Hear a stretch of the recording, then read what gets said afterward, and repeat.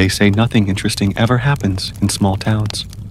Well, they're right, but sometimes boring can be deadly. Hi everyone, I'm your host, and today we're off to a sleepy town called Boring, Oregon. Boring is so unremarkable that it's become famous for being uninteresting. There are no historical buildings or landmarks. The local newspaper has the incredibly unimaginative name of the Boring Times, and the town's biggest annual event is called Boring Days. It's held every August and features events like the Boring Days Parade, a pie contest, a car show, horseshoe pitching, and bingo. Bingo. Now, the only reason this town is called Boringville is because the founders thought that would be too mean to the people who live there. So instead they just called it Boring and then made it official when they voted to incorporate as a town in 1963. The town's motto is "We're not a bunch of hillbillies." In 2001, the town got its own Wikipedia page, which was titled Boring, Oregon, United States.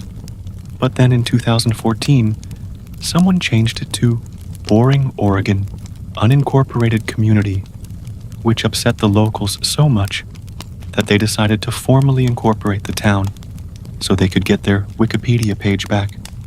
I've seen some stupid things done in the name of internet points, but that might be the first time I've ever seen it result in a formal change to a town's incorporation status. Now, Boring does have one claim to fame. It's home to one of the largest ball pits in the world. This is at the Oaks Amusement Park, which was founded by the founding father of Boring himself, Ken Oaks. The park opened in 1971, and in 1981, they added what they called the world's largest ball pit. It's 10 feet deep and 15,000 cubic feet. The previous record holder was Disneyland.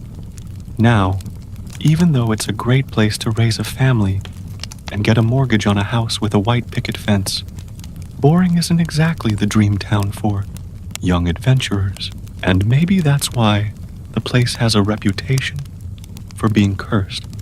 See, legend has it that two brothers named Caleb and Asahel Curtis accidentally put a curse on the town while they were building the Boring Bridge over the Clackamas River in 1848.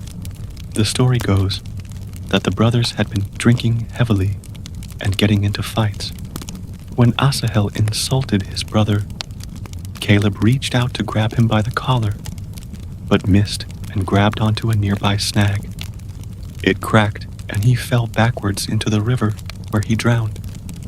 Asahel immediately regretted insulting his brother, so he did something crazy. He jumped into the river to try to save him, but he wasn't a strong swimmer, and he drowned trying to help his brother. When the townspeople heard about this tragic accident, they blamed Asahel for getting drunk and starting the whole thing, and they hated him so much that they made his brother's grave his final resting place as well. They buried Asahel next to Caleb, and apparently that made him really mad. The ghost of Asahel is said to haunt the bridge, dragging unsuspecting victims down into the river to join him. Ever since then, strange drownings have plagued the area. Even though the bridge has been replaced, people still get sucked down into the water and never come back up. The ghost of Asahel is also said to appear at the gravesite of him and his brother every year on the anniversary of their deaths. If all that sounds ridiculous, consider this. Another version of the story exists, where Caleb drowned while trying to save his brother. So if you decide to go looking for ghosts around Boring Bridge, don't forget to bring your life preserver. All of that is pretty spooky, but it doesn't hold a candle to the history of our next location, Tombstone, Arizona. Tombstone was once a thriving community of miners, cowboys, and fortune seekers. It became famous during the gunfight at the OK Corral in 1881, which was one of the most famous shootouts of the Old West. It went down in history because of how quickly it happened. It took less than 30 seconds, which is impressive when you consider that 8 guns were fired during that time. Most people think Wyatt Earp was the hero in this story, but there are actually some big questions surrounding the facts of the case. For example, according to the report from the official coroner, Virgil and Morgan Earp were both wearing civilian clothes during the shootout, which means they weren't acting as lawmen. Also, eyewitness accounts vary wildly. One of the men involved even wrote 3 different versions of the story, and they all contradict each other. Then there's the fact that Wyatt Earp wrote an account of the fight that contradicts the coroner's report, but only after his brothers were indicted for murder. To make matters even more confusing, no one knows how many shots were actually fired. The official number is 20, but the coroner's report says 40. That might sound like a minor detail, but it makes a huge difference in how the shootout went down. If 40 shots were fired, then it couldn't have happened as fast as 30 seconds. Many historians now believe that the fight didn't happen all at once, but instead took place over several hours. With multiple shootouts happening, Tombstone was a wild frontier town, but most of the stories about it are myths. The best example of this is the legend of Big Nose Kate, who supposedly had the biggest pair of ovaries in the Old West. Her real name was Catherine Fisher, and she spent most of her adult life with Wyatt Earp. She was with him during the shootout at the OK Corral, and she was also there when he single-handedly defeated an entire gang of cowboys in a later gunfight known as the Battle of the 306. Only problem is that both of these stories are almost certainly false. In fact, Catherine Fisher wasn't even in Tombstone when either of them happened. She was miles away in California. Those are just 2 of the many myths surrounding Tombstone. Another one is the Boot Hill Graveyard, which is said to be haunted by the ghosts of the miners who died in the nearby Silver City mine disaster of 1876. The town grew rapidly when silver was discovered here in 1877, and the local economy was booming until the price of silver dropped.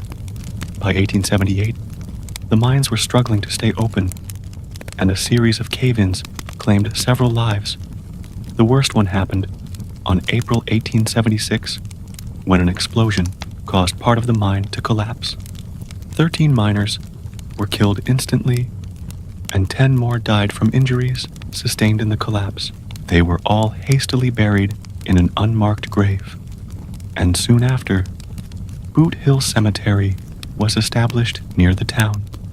Legend has it that the ghosts of these miners roam the graveyard, along with the souls of everyone else who died in Tombstone. People claim that they hear gunshots, screams, and chains dragging metal detectors are said to go haywire in the cemetery, and some people have even seen apparitions wandering through the headstones. And if that doesn't scare you, maybe this will. There's a saloon in Tombstone that caters specifically to ghosts. It's called the Birdcage Theater, and it's haunted by the spirits of gamblers who died inside the theater during its heyday. Back in the 1880s, the Birdcage was more than just a saloon. It was also a casino and a brothel, and it was infamous for having the most beautiful barmaids in the West. The building was also used as a theater where they hosted gambling games and musical performances, sword fights, and boxing matches. At one point, they were even showing an experimental motion picture by Thomas Edison. The place was open 24 hours a day, and it didn't close until the 1940s. Now it's been restored to its former glory, and it's open for business. The owner claims that there have been numerous paranormal sightings inside the birdcage, including mirrors that reflect things that aren't really there, disembodied footsteps and whispers, and full-bodied apparitions. At least one ghost is said to still linger in the balcony, watching over the patrons.